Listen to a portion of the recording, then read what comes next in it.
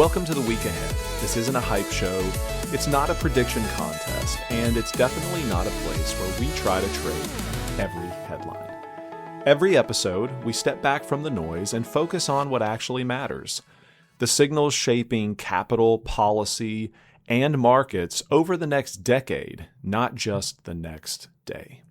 Now, my wife, our two boys, and I, we spent Memorial Day weekend over in Pigeon Forge with our family. We had a wonderful time. My mom and my dad were there, my brothers, my sister, all the cousins, the nieces and nephews. It was just one of those weekends where you'll remember someday. Now, Saturday, we took everybody to Dollywood. And before we left that morning, we checked the weather. There was a chance of rain, but it wasn't a huge chance. So we did what I think most families do. We packed snacks, water, sunscreen, and we debated whether we should bother carrying rain jackets around the park all day. Now, we decided to prepare as best we could without overreacting. And honestly, the morning was absolutely beautiful. The boys had a blast. My 3-year-old Caden was running around with his cousins. Everybody was laughing. It was truly one of those mornings where you kind of forget the weather forecast altogether. And then around lunchtime, the sky opened up. I mean, it was raining cats and dogs. And suddenly, the whole mood changes. You're grabbing strollers. We're trying to cover up the kids, trying to keep our backpacks dry.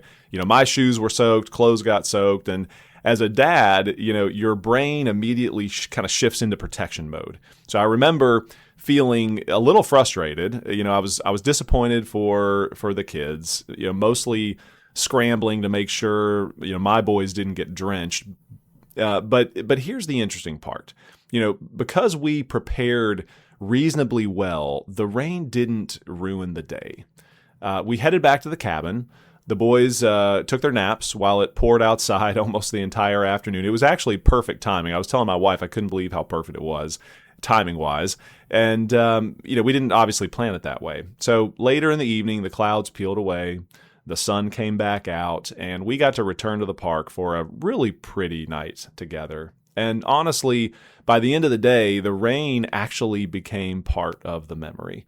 Not because getting soaked was fun, but because preparation kept the storm from ruining the experience. And, as I thought about what I was going to talk about today and thought about the markets this week, I realized that that's pretty much the environment that we as investors are living through right now. Because this week, it feels a lot like walking through Dollywood with storm clouds overhead. The market has experienced gains, but there are risks and uncertainties to consider, perhaps maybe even some clouds in the distance. So this week, it really comes down to one big idea. Wall Street feels optimistic, and on the other hand, Main Street kind of feels stressed. The stock market keeps hitting record highs. At the same time, many families, we're all experiencing it, right, to some degree. The higher prices, mortgages are more expensive because of interest rates being where they are and rising everyday costs. And that disconnect, it matters because strong stock markets don't always mean the average person feels financially strong.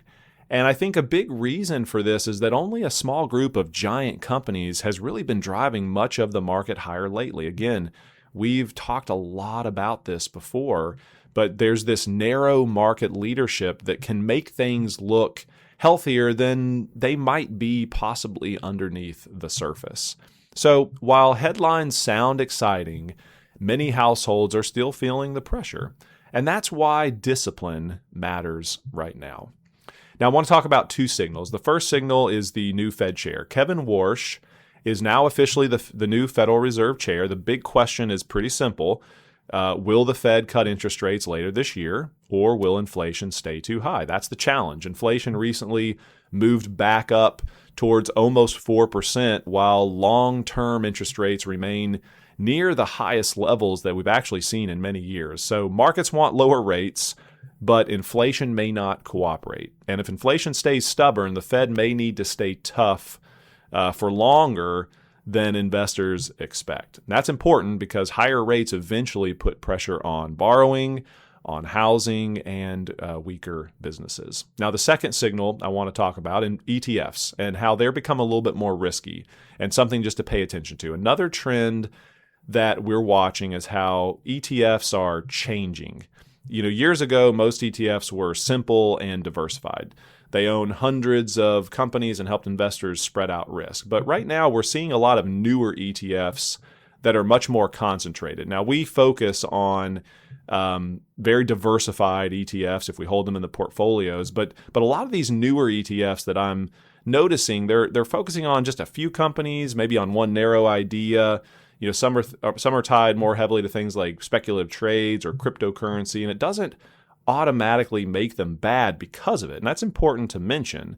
But investors should understand that not every ETF is quote unquote safe just because it has the word ETF in the name. Some of these products are actually behaving more like risky stock bets than long-term diversified investing.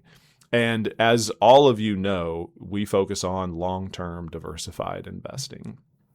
Now, what we're watching this week is really this Thursday's PCE inflation report. So it's just an inflation report, but it is the Fed's favorite inflation measure. If inflation comes in hotter than expected, markets may start worrying that rate cuts are going to get pushed further down the road. If inflation is cooling down, I think we'll see markets probably feeling more comfortable again. So this report could shape market direction in a very big way. Now, I keep thinking back to that afternoon at Dollywood. When the rain started pouring, it would have been very easy to say, geez, the day's ruined. But it wasn't. Preparation didn't stop the storm, but it did keep the storm from ruining the experience. And honestly, that's what good investing looks like too. We prepare thoughtfully, we expect uncertainty, and we accept that sometimes we're still going to get wet. But if your structure is sound, if the plan is disciplined, volatility actually becomes something that you move through, not something that destroys the journey. Here's the reality, and I think we all know this. Markets are going to have storms. That's normal. Our job is not to predict every cloud. Our job is to prepare well enough that we can still enjoy the ride after the skies clear. So thank you for spending part of your week with me. We'll keep watching the signals that actually matter. Until next time, prepared, not surprised.